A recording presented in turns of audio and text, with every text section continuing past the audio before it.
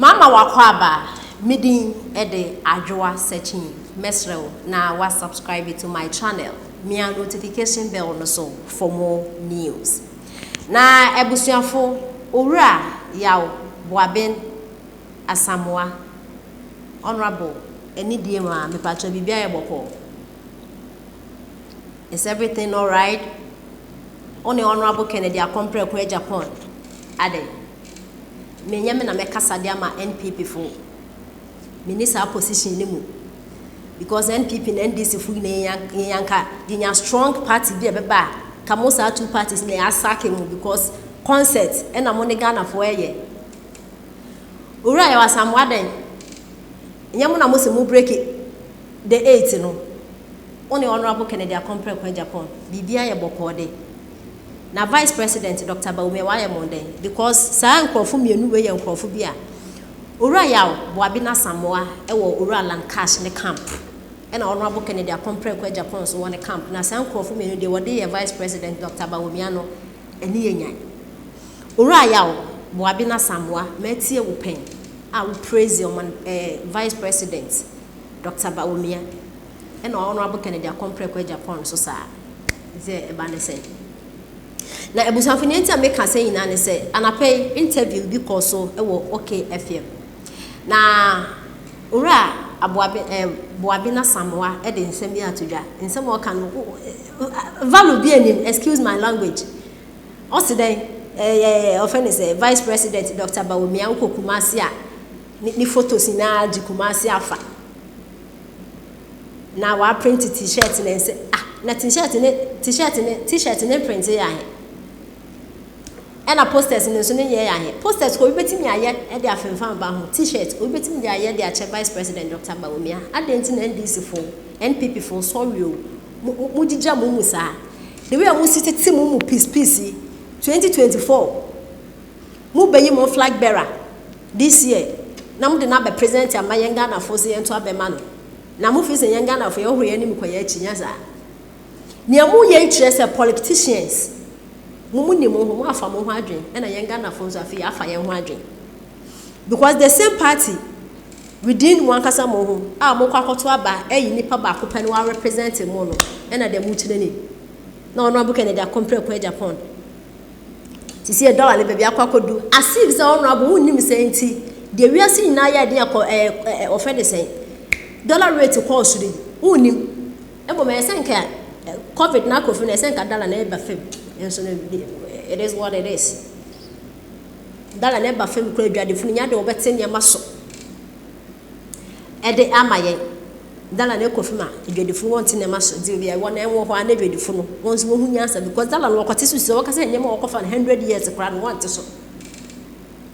Ona bu Kennedy compare kwa Japan ese wo se offend is gold for oil no sebio decision ya papa say asema mo ka no NDC for the point agina so e dey against mo akasa sa good for oil daily e dey good this one honorable Kennedy compare kwa Japan say nye NDC for so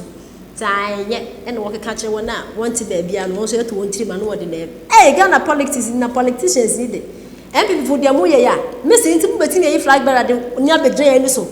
mo nkofo a so be campaign ama yen say yente Dabi mo chire yen say amambu na mubu no eye mo ankasa mo ho you are doing the politics for your selfish interest say mo beba na mo abusuafo be di amen mo asisi mo nda wo islego na akototo bu abrochi nti na mo ba na yenga na fo bi na mo dwunya ho kase ade nka mo nye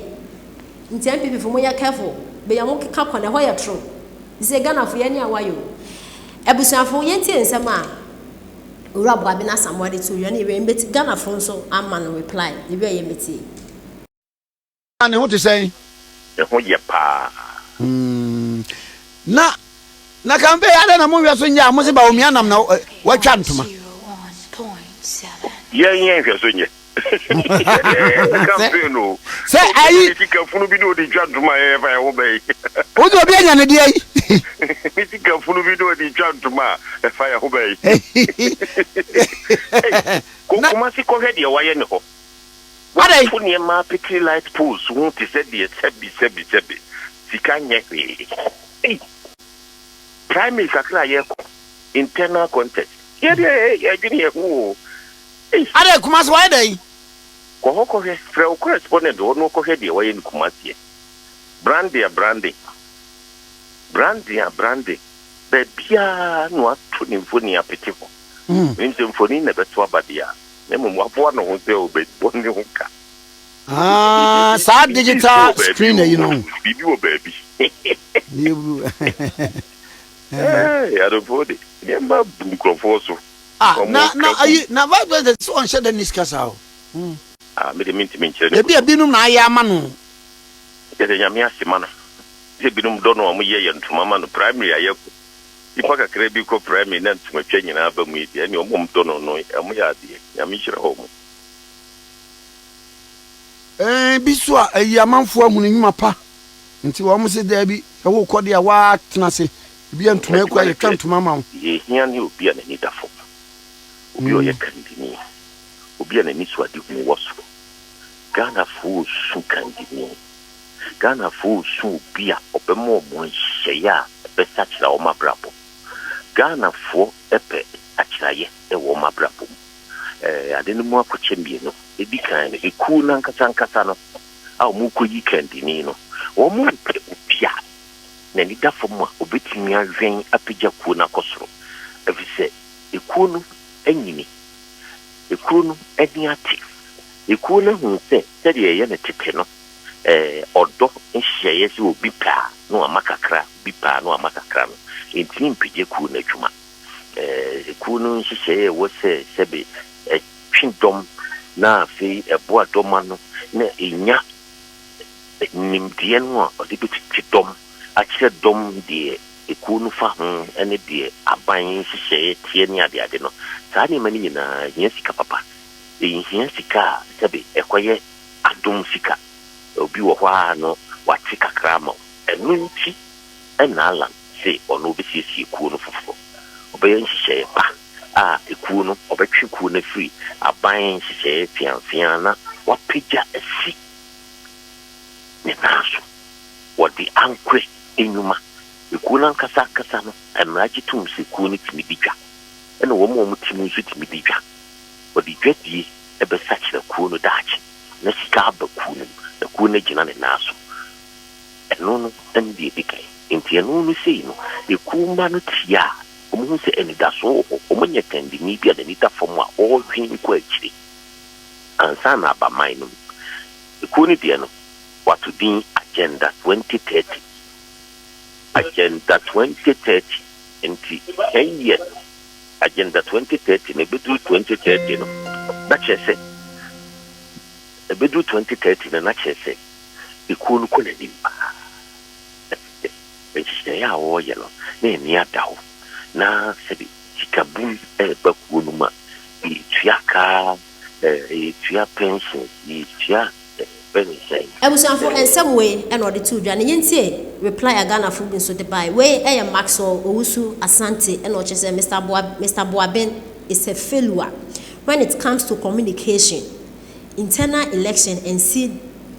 the way he's talking. Maybe may Bawumia or Ken win this election. Okay, and I win so sir and what is it?